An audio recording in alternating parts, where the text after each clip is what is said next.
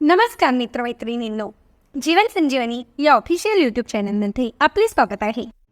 लहान मुलांपासून ते मोठ्या व्यक्तीपर्यंत कुणालाही जर केव्हाही ताप आलेला असेल तर या भयंकर तापापासून घरच्या घरी सुटका करण्यासाठी अगदी रामबाण असा उपाय आज मी आपल्यासाठी घेऊन आले आहे, ज्यामुळे आपला ताप सहजतेने बरा होण्यास मदत होणार आहे. आणि उपाय अगदी रामबाण असल्यामुळे यापासून कुठल्याही प्रकारे साईड इफेक्ट होत नाही, तर फायदा पूर्णपणे होतो. यासाठी एक छोटासा दालचिनीचा तुकडा घ्या, 2 गावरान लसूण पाकळ्या व 2 अखंड याप्रमाणे लवंग घ्यायचे आहे. व हे तीनही पदार्थ जे आहेत हे थोडेसे कुटून घ्या. कुटून घेतलेले तीनही पदार्थ एका पात्रामध्ये 1 ग्लासभर पाणी घ्या. म्हणजे आपण पदार्थ कुटून घेतले आहे ना ते यामध्ये टाका आणि हे मंद आचेवर छान उकळवून घ्यायचे आहे. जोपर्यंत हे 1 ग्लास पाणी अर्धे होत नाही इतपत हे छान उकळवून घ्या. लसूणमध्ये अँटीबॅक्टेरियल, अँटीव्हायरल व अँटीफंगल हे गुण भरपूर प्रमाणात असतात आणि म्हणूनच कुठल्याही प्रकारचे व्हायरल इन्फेक्शन असो यापासून सुटका करण्यासाठी लसूण हा आयुर्वेदामध्ये अगदी रामबाण ठरला आहे.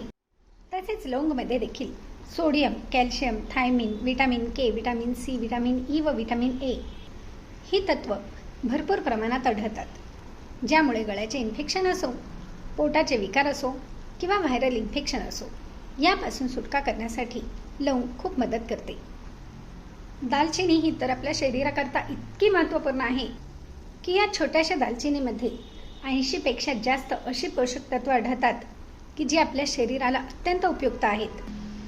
यामध्ये मॅग्नीज, कॅल्शियम, आयर्न, मॅग्नेशियम व पोटॅशियम ही पोषक तत्व तर आहेच, परंतु antibacterial, antifungal, anti inflammatory, antimicrobial ही पोषक तत्व देखील आढळतात, ज्यामुळे कुठलेही व्हायरल इन्फेक्शन असो, कुठल्याही प्रकारे ताप आलेला असेल तर हे बरे करण्यासाठी हे खूप महत्त्वपूर्ण ठरते. तसेच अँटी कॅन्सर रूपामध्ये देखील दालचिनीची ओळख आहे, म्हणूनच दालचिनीला देखील अँटी कॅन्सर रूपामध्ये देखील दालचिनी ओळखली जाते. हे बघा, याप्रमाणे छान आपला काढा येथे तयार झाला आहे. याप्रमाणे तयार करून गरम गरम असताना हा काढा गाळून घ्यायचा आहे.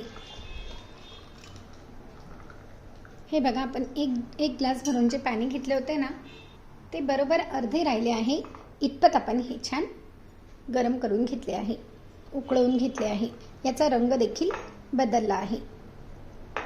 आता आपण यामध्ये 1 चमचा भरून मध टाकायचे आहे.